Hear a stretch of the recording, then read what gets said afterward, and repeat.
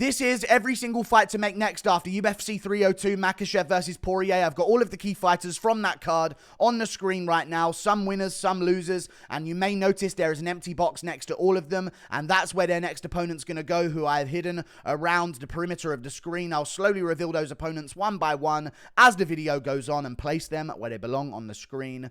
Let's start straight away with the main event. Islam Makhachev. You can't deny him. Although he now is way more human and way more impressive, that dude's got some dog in him, especially if he did it with staph infection as well. So, Islam Makhachev, who do we want to see him fight next? A lot of people are saying, time for that move up to welterweight. Why is all of a sudden no one interested in the Arman Tsarukyan matchup? Like, a couple of weeks ago, when Arman first turned this down, everyone was saying, wow, he actually low-key cooked Islam. That was the comment section. Wow, he actually just cooked Islam Makhachev right there. And I don't know who else. Chandler as well. He had another insult for Chandler and was just like, listen, I'm not taking this fight after 3 hard rounds with Charles Oliveira. This makes no sense. When was the last time you did that in your career, Makhachev? And the whole MMA world was like, yeah, Arman telling him what for. Actually, Arman's got a point here, you know. He should get his title shot on great conditions. Like, they were making his case for him. And I'm not joking. Since Poirier Makhachev, all of the comments, I just saw another post about Arman saying that he should be next in line. They're acting like they don't want to see it anymore. Why all of a sudden do we not want to see Makhachev to Tsarukyan? That's the big fight. That's arguably the fight that should have been happening if they didn't try and rush Makhachev or rush Arman Tsarukyan into a fight and Poirier had to take it on 5.5 weeks notice. Arman Tsarukyan deserves a full training camp for his title shot against Islam Makhachev in October. But all of a sudden, the whole fan base is like, yeah, we don't need to see that anymore. Anyway, let's see what happens in Edwards versus Belal. No. The Poirier fight, if anything, made Makhachev against Tsarukyan that much more compelling. So much more compelling. Like, all of us, like, before I thought, okay, Arman might be the guy to beat him, but I don't know. Now I'm thinking, Poirier did really well, and he's got one hip, and he's 30, whatever years old he is, and he took it on 5.5 weeks' notice. I don't know, dude. I know Makhachev is not going to have staff for the next one, but still, we saw a lot of ability to defend the takedowns, and I would argue Arman's got better takedown defense than Dustin Poirier, so, you know, Oliveira held down Poirier for a whole round. You know what I mean? Especially in the later rounds as well. I believe it was round 2. So, I want to see Islam Makhachev versus Arman Tsarukyan in October. I don't want to wait to see what happens to the winner of Edwards versus Muhammad. And then if it's Edwards, we're waiting until like March of 2025 until the UFC comes back to London and then he's going to main event again. Like, I'm not trying to wait 9 months after Edwards' defense against Muhammad to finally see him versus Makhachev. We finally have a chance and a legitimate contender to keep Makhachev active legitimately. Not, hey, Poirier, 5.5 weeks, are you ready? Tsarukyan wouldn't take it after 3 hard rounds with Oliveira. So you're up. Like, I don't want to see that. I want to see Tsarukyan knows it's going down in October. Makhachev knows it's going down in October in Abu Dhabi. That sells itself. And you know what?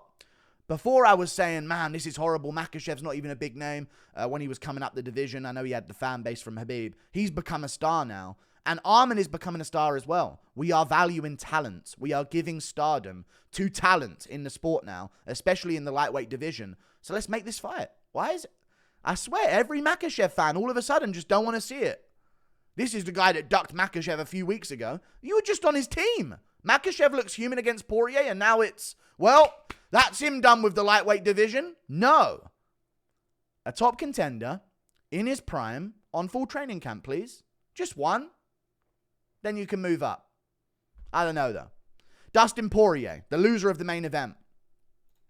Here's where we begin the circus, because I think it's very clear and obvious that we're not just going to do Dustin Poirier versus, well, they might do McGregor 4. They might try it. I don't know if they're not going to do Gaethje 3. I've seen that recommended. I've seen people like putting that forward, that idea of doing that trilogy. I don't think they're going to do that again. Maybe Poirier might want to get it back, but if there's no BMF belt on the line, is he really going to want to get it back? I mean, the BMF champ is Max Holloway, right? And I saw a post about Volk and Poirier fighting each other, and people were saying this should be for the interim BMF belt. where both members that are taking part have a total of 5 wins over Holloway together. So, I don't know. Poirier versus Volkanovski. I just let it slip accidentally. I don't know what I was doing there. There was no grand reveal. Volkanovski. Listen, if they're going to do Poirier versus Volk 2, it's happening in August in Perth. And that means that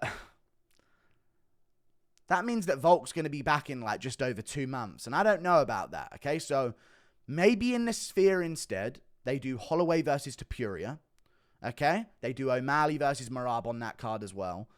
And then maybe also in Abu Dhabi, maybe not in Abu Dhabi, maybe Poirier would want a little bit of separation from from Makhachev and Khabib for once, you know what I mean? But if he is going to continue, I like the idea of him versus Volkanovski at lightweight. It's a sick matchup. It's a big legacy fight. It's still a huge name if Poirier can get a win over him. I just don't know if Poirier is going to continue. So if you want my honest answer, I do think he retires. But if he doesn't, and they want to pay him a decent amount to have a sick fight that can be added to any pay-per-view, maybe when Jones decides to come back against Stipe in that nonsense bullshit fight that no one gives a fuck about, that card's going to tank pay-per-view-wise because it's shit and no one gives a fuck about it. And he's ducking and he's a coward. So let's just add something of substance to that card. Poirier versus Volk is that thing of substance that can take that card to the next level. So I think Poirier versus Volk makes sense. Volk's calling for it, so in my opinion, Volk knows he ain't getting the rematch against Ilya. Volk is stubborn. You know he wants to rematch against Ilya. He would have taken the rematch against Ilya Poirier if they offered it to him on this card. He probably would have said yes. We know how Volk is. So the fact that he's now all of a sudden gone, you know what, maybe I'll take Poirier at lightweight, means the UFC's told him, listen, take some time. We're planning Holloway versus Poirier here. So, Dustin Poirier, Alexander Volkanovski. That's the matchup. We move on. Sean Strickland. Who should he fight next? I think Dricus du Plessis, you know. I think Dricus du Plessis is who he should fight next. It's a tough one. It's a really tough matchup. No, wait, what am I talking about? It's a tough one to... It's a tough situation at middleweight right now, right? That's the thing we're talking about, because on the actual analyst desk, DC was literally saying, if anything would happen to Adesanya, I guess Strickland should stay ready to step in. Like it's like set in stone that Adesanya's getting the shot for doing... So Strickland, since beating the shit out of Adesanya for 5 straight rounds, since he just absolutely walked him down like a bitch for 5 straight rounds, since then, Strickland has went to a split decision with Dricus du Plessis, which was a very close decision that could have gone either way. And he's just beaten Paulo Costa and walked him down for 5 rounds as well. More entertaining than Adesanya versus Vettori too. More entertaining than Adesanya versus Romero. Around the entertainment level of Adesanya versus Whittaker too. Maybe even more than that, because I didn't see an ending like that in Adesanya Whittaker too. So, I don't know. I feel like Strickland's deserved it. He was a champ. He was a champ. He beat Adesanya. Adesanya's done fuck all but sit on his ass since losing to Sean Strickland.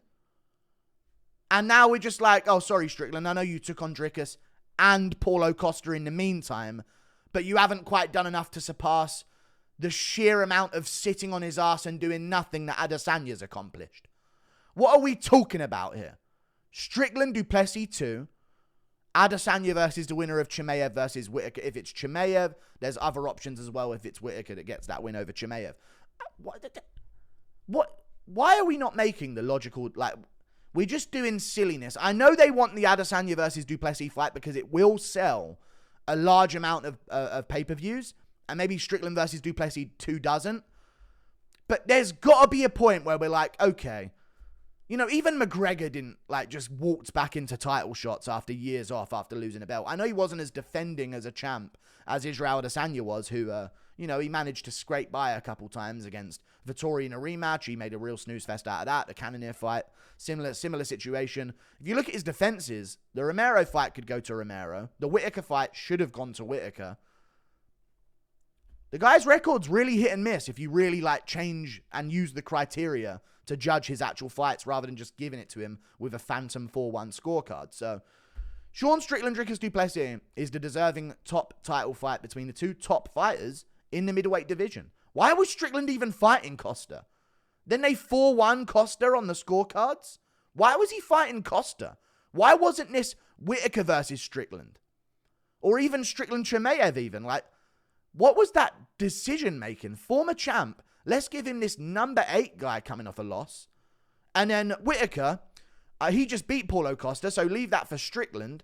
He can take on the guy that's going to get a title elimination bout. So I just don't understand it at all. So Strickland versus du Plessis, I think, should be next if we're living in a world where logic is there. But I get how they would just try and override it and make Adesanya versus du Plessis because of the pay-per-view buys that had come from it. Listen, I'd help out. I'd promote the shit out of that fight. Trust me, guys.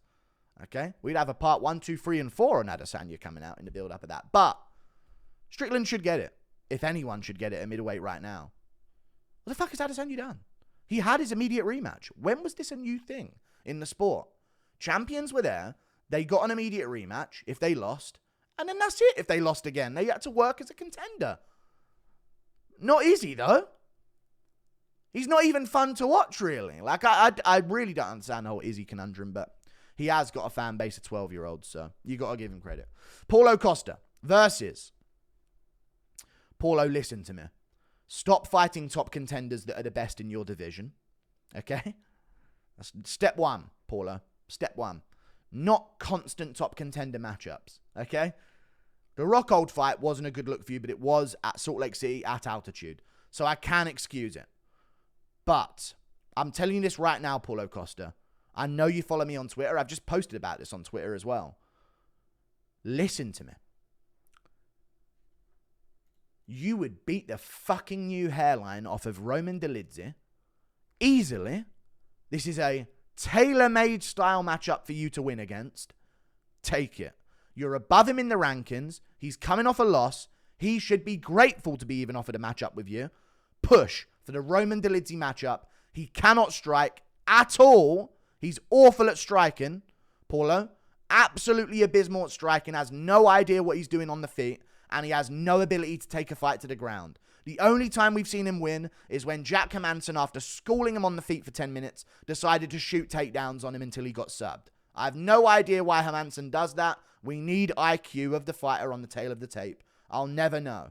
Paulo, if you fight Roman Dolidze and you don't take him down and you don't shoot for takedowns, you have the takedown defense is one of your best assets, I would think. Your takedown defense has always been amazing. So you can keep it standing, take a 3-rounder against him on a main card of a pay-per-view in October or November or even September if you want to stay active and you're not too injured, and beat the piss out of Roman Dolidze, dude. You'd smoke him. Easy. So please take that fight. Easy win. Let's give Costa something here. Like, he's losing to Whittaker and they're going, hey, give him Strickland. Like, what are we doing here? Give him like a natural order of things in the middleweight division. This is it. And plus, Roman Dolidze's number 11 in the world, so it's not like I'm finding some random outside the rankings for him. This is a legitimate matchup that would make sense rankings-wise. We move on. Kevin Holland beat Makhachev. Great win. Hype win. Going to get some steam back for his career. He lost a lot of stock after the MVP loss. I've been trying to find out what we should do with Kevin Holland, and I think the matchup is Neil Magny. Now, I was having fun, and I could just make a fun video and say, Bo Nickel at middleweight would be fun, because it would be fun. But I think that Kevin Holland is going to stay at welterweight, mainly because he's number 15 at welterweight still. So he's ranked. That's the hard part done. You don't want to have to reset at middleweight and, okay, let me see if I can beat these 2 contenders, and then I'll be able to get ranked at middleweight. No. You're already ranked. You're now coming off a win. You took it on short notice as well. If you're healthy, which you are, you only got dropped. Not really too concussively either. It was an impact knockdown. Kevin Holland versus Neil Magny. Magny's going to be ready to go soon. He's coming off a win against Mike Mallet at the start of the year. We know he likes to stay active. August, fight night, co-main event. Something along those lines. Kevin Holland, Neil Magny. And also, this came to my mind as well because, I was thinking maybe Pyfer would be a good matchup at middleweight. Maybe even some other names at welterweight could be a thing. The Buckley rematch. I didn't even think about that, but I think Buckley will probably get like a Jeff Neal or a Sean Brady next, or a JDM even. I think Buckley is in a position to jump up rather than go for Kevin Holland. But Kevin Holland versus Neil Magny. Holland said he's the new best gatekeeper in the UFC. I know somebody who's got a disagreement to that. You know what I mean? So let's have them settle business. Randy Brown. Big win.